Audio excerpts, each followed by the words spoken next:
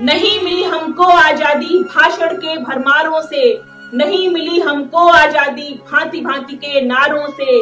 महंगे मोल चुकाए हमने, लाखों प्राण गवाए हैं। बहनों ने भाई भेंट किए, माओं ने लाल खपाए हैं। हमारा भारत देश आज आजादी का अमृत महोत्सव मना रहा है। आजादी की प्राप्ति हेतु हमारे शूरवीरों ने, क्रांतिकारियों ने क्या क्या न कुर्बान किया। क्या आजादी सिर्फ आंदोलनों से प्राप्त हुई? आजादी की इस शानदार इमारत की नींव में पत्थरों की जगह लाखों क्रांतिकारियों और बलिदानियों के प्राण न्यौछावर हुए हैं। आजादी के अमृत महोत्सव में हम उन क्रांतिकारियों, बलिदानियों को नमन करेंगे और उनके शौर्य का उत्सव मनाएंगे। तो आइए आज हम इस वीडियो में वर्तमान राष्ट्रीय ध्वज के डिजाइनर और महान स्वतंत्रता सेनानी पिंगली वेंकटैया के बारे में जानें। तिरंगे में शामिल हर रंग का अपना महत्व है।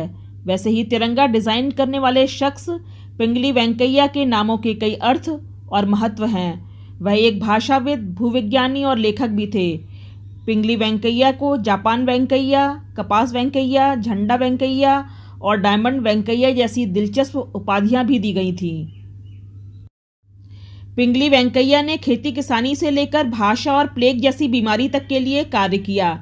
अपने अंतिम दिनों में गरीबी में जी रहे इस शख्स ने जो वसीयत लिखी थी वह भी एक मिसाल है। 2 अगस्त 1876 में आंध्र प्रदेश के कृष्णा जिले में पेदाकल्ली पतल्ली गांव में जन्मे पिंगली वेंकटैया ने सरकारी स्कूल में पढ़ाई की थी।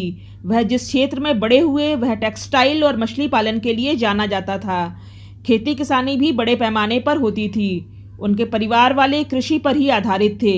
ऐसे में पिंगली भी कपास की खेती के जानकार थे। स्कूल में पिंगली को नेताजी सुभाष चंद्र बोस के बारे में जानकारी हुई।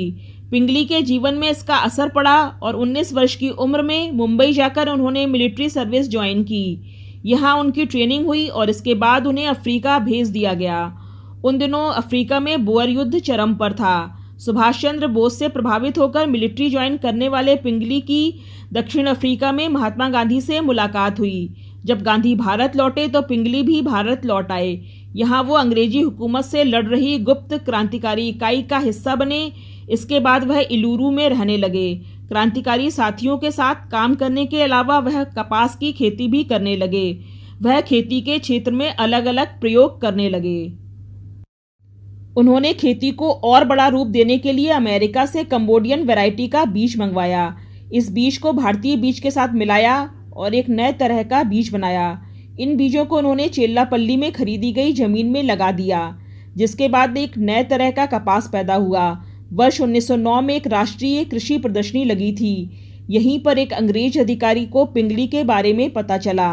अंग्रेज अधिकारी ने इसकी सूचना लंदन में दी। लंदन की रॉयल एग्रीकल्चर सोसाइटी ने उन्हें अपना सदस्य बनाने के लिए इनवाइट किया।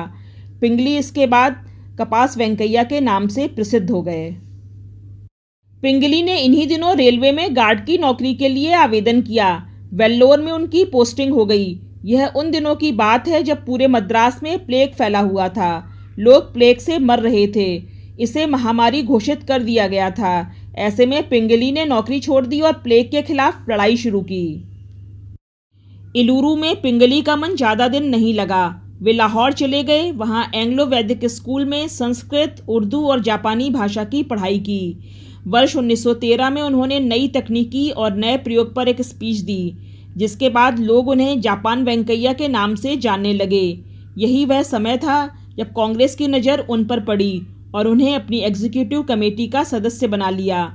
इन्हीं मीटिंग्स के दौरान पिंगली की नज़र यूनियन जैक पर पड़ी। यूनियन जैक के फहराने से वह थोड़ा दुखी हुए और उन्होंने कुछ नए प्रयोग करने का फैसला लिया। कुछ समय बाद पिंगली अपने घर लौट आए। वर्ष 1916 में उन्होंने ए नेशनल फ्लैग ऑफ इंडिया के नाम से एक पुस्तक लिखी। इसमें 13 तरह के झंडे थे।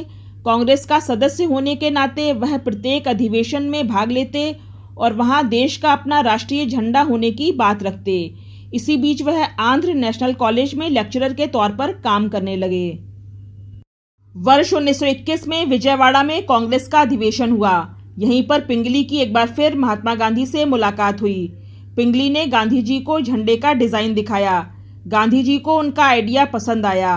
उन्होंने पिंगली को कहा कि ऐसा डिजाइन तैयार करिए जिससे हर शख्स प्रेरित हो सके। इसके बाद उन्होंने एक झंडा फिर डिजाइन किया, जिसे महात्मा गांधी ने अप्रूव कर दिया। गांधी कांग्रेस अधिवेशन से लौटे तो उन्होंने यंग इंडिया पेपर में अवर नेशनल फ्लैग टाइटल से एक आर्टिकल लिखा।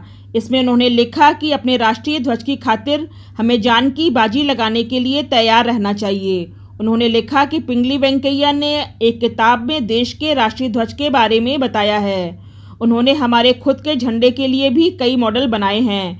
विजयवाड़ा में मैंने उनसे 2 रंग के झंडे का जिक्र किया है, जिसमें लाल और हरा रंग हो, इसमें चक्र का सिंबल हो, इसकी भी बात कही है। बाद में हमने इसमें सफ़ेद रंग भी डालने का निर्णय लिया है। इसे वेंकैया ने रात में बना दिया। इसके बाद से पिंगली को झंडा वेंकैया भी कहा जाने लगा। वर्ष 1947 में देश को आज़ादी मिली। इसके बाद पिंगली नेल्लौर रहने चले गए और वहां जेमोलॉजी विषय पर काम करने लगे। वह भौगोलिक क्षेत्र में उपलब्ध कीमती पत्थरों के बारे में जानकारी जुटाने लगे। उनके रिसर्च का स्तर ये था कि कुछ ही समय में वह जान गए कि देश के किस हिस्से में कौन सा कीमती पत्थर पाया जाता है।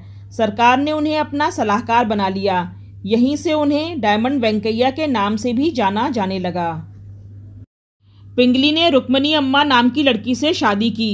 दोनों से एक बेटी पैदा हुई, जिसका नाम घंटासला सीता महालक्ष्मी रखा गया। पिंगली ने अंतिम सांस से पहले एक वसीयत लिखी। इसमें उन्होंने लिखा कि मेरे शव को तिरंगे में लपेटा जाए, चिता जलाने से पहले झंडे को उतार लिया जाए और झंडे को पेड़ की शाखा पर लटका दिया जाए। 4 जुलाई 1963 में उनका निधन हो गया। बताया जाता है कि अंतिम दिनों में वह बहुत गरीबी में जिए थे और उन्हें काफ़ी संघर्ष करना पड़ा था। वर्ष 2009 में उनकी स्मृति में एक डाक टिकट जारी किया गया।